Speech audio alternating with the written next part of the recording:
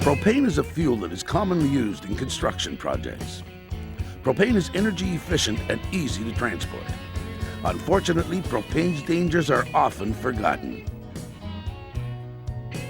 However, propane can be used safely when used within industry and government standards and regulations.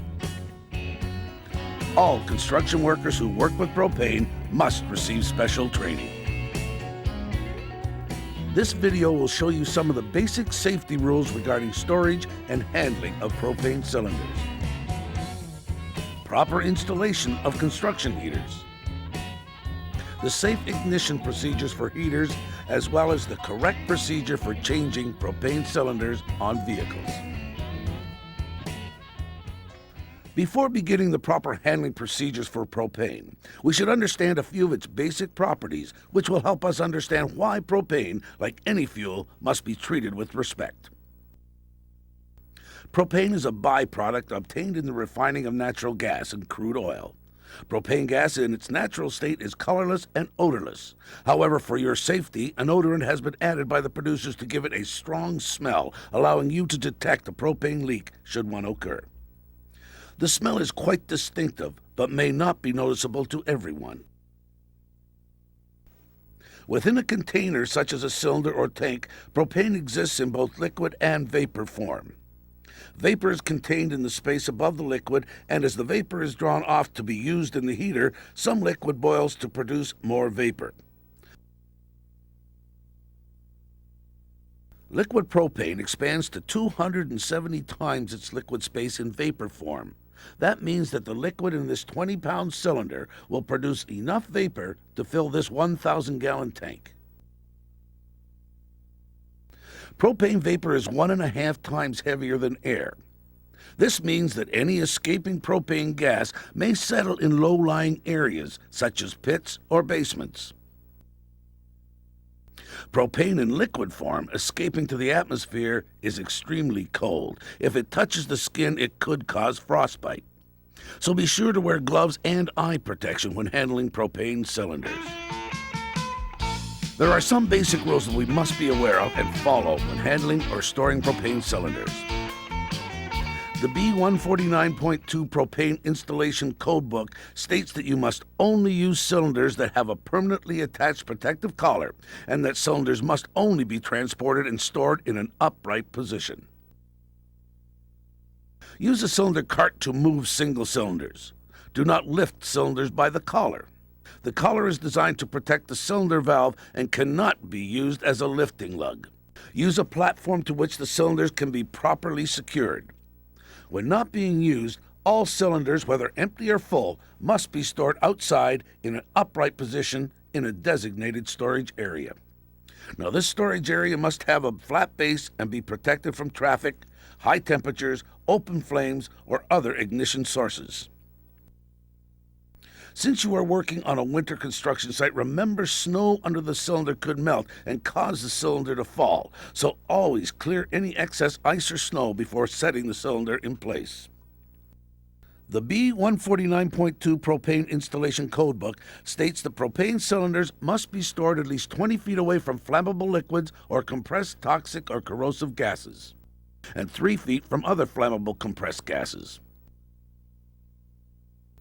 It also states that no ignitable material, such as trash, should be within 10 feet.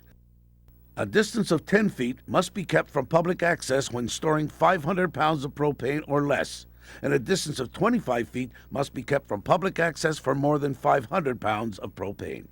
When in use, cylinders must be placed where they will not be damaged and where they will not be exposed to temperatures greater than 50 degrees Celsius or 125 degrees Fahrenheit. This means that cylinders must be at least 10 feet away from a construction heater. Never point a heater at any cylinder, whether it is empty or full. A cylinder may be indoors when in use and attached to a heater. A cylinder in use inside a building must not be located near an exit, stairway, or a hallway where there is a lot of traffic, or any area normally used or intended for the safe evacuation of people. Approved regulators must be used with all propane equipment. The excess flow valve is also a requirement for cylinder systems and is built into a fitting used to attach the regulator and hose assembly to the propane cylinder. Please note that a station or cylinder valve should be opened slowly. Opening the valve too quickly may cause the excess flow to activate and thereby restrict the flow of propane. If this should happen, you will have to close the valve and wait 1 or 2 minutes for the internal pressure to equalize, allowing the excess flow to deactivate before you reopen the station or cylinder valve. Whether heating equipment is hooked up on a cylinder system or a bulk piping system, care must be taken in placing the hose so that it is protected from damage. Never place the hose across the heater. Bulk tanks are more effective than cylinders on construction sites when large amounts of propane are required. However, just as in handling cylinders, there are certain safety rules that must be followed when using bulk propane systems. Only certified gas fitters can install piping systems. Tanks are only to be moved and positioned by trained personnel. Tanks must always be set on a level surface and, where necessary, protected from vehicle traffic. Install a protective, non-combustible cover above tanks, such as scaffolding and steel decking, if tanks are positioned in a high overhead traffic area.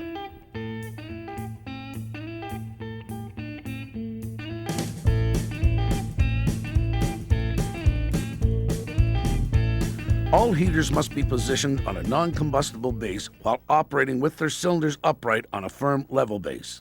Never operate the heater with the legs raised. Heaters of greater than 400,000 BTU can only be installed by a gas fitter. Proper tools must be used to connect and disconnect the heater to the propane supply. Once the hose assembly is connected to the cylinder, remember to slowly open the cylinder valve all the way. Before igniting the heater, you should leak check the hose and pipe connections by using a proper soap solution. If any bubbles appear during the soap test, the connections have not been properly tightened, or there is a problem with a fitting or a hose. The situation must be corrected and rechecked before igniting the heater. Each heater requires adequate air for combustion.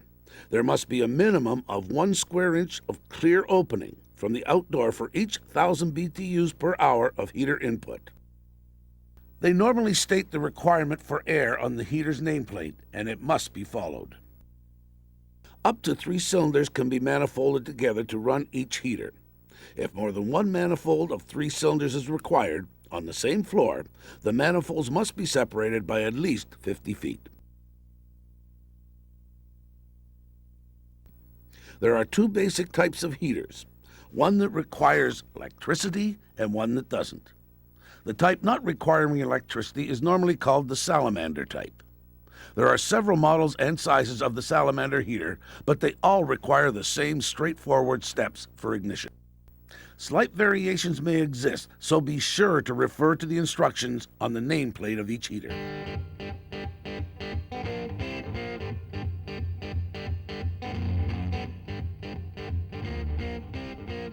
Use the proper personal protective equipment, such as neoprene gloves, a long-sleeve shirt, and safety glasses.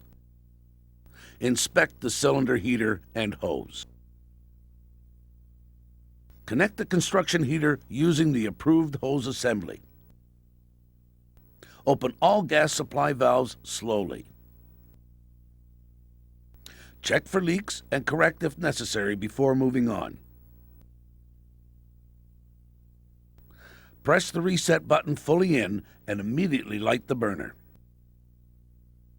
Hold the button in for 60 seconds, then slowly release. The burner should alternate to high flame.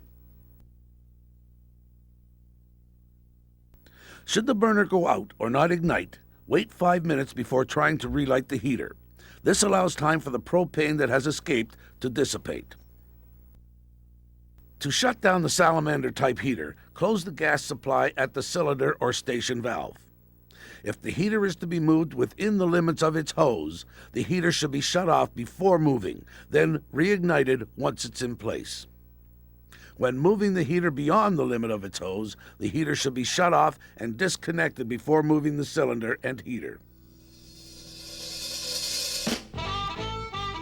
Propane-powered equipment are used frequently in construction. Improper changing of cylinders can result in the release of liquid propane, leading to frostbite, fires, and explosion. The proper procedure must be followed to avoid injury and property damage. Also use the proper personal protective equipment, such as neoprene gloves, a long-sleeve shirt, and safety glasses. To change the cylinder on propane-powered equipment, close the cylinder valve and let the engine run until it stops.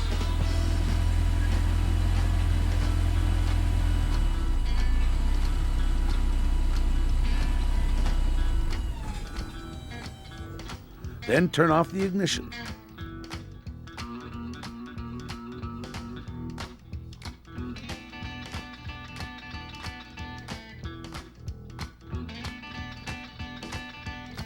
Disconnect the fuel supply coupling.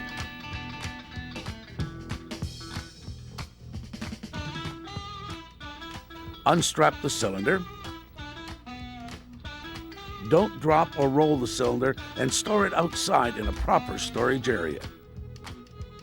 Inspect the new cylinder and make sure the fuel supply valve is closed. Check the O-ring for damage or displacement. Mount the cylinder with the pressure relief valve at 12 o'clock.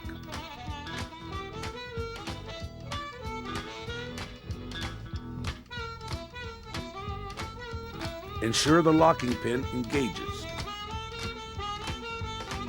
Strap it in place. Hand tighten the connecting nut.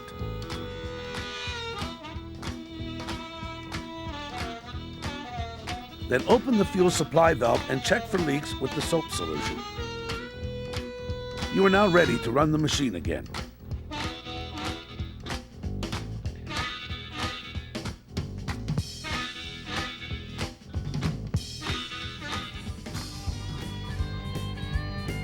Propane is a potentially dangerous fuel. Improper use and not following the proper procedures can lead to severe injury or loss of life. Propane can be used safely when proper equipment and procedures are used.